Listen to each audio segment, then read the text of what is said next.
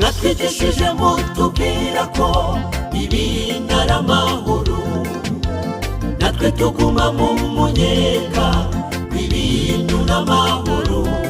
Kuki mutigeze mutumenyesha bibi bihari ko bizamera, none tukaba tugiye kurimbuka?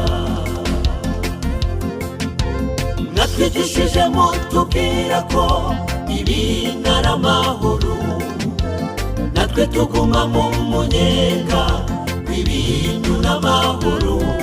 Kuki mutigeze mutumenyesha bibi bihari ko bizamera, none tukaba tugiye kurimbuka?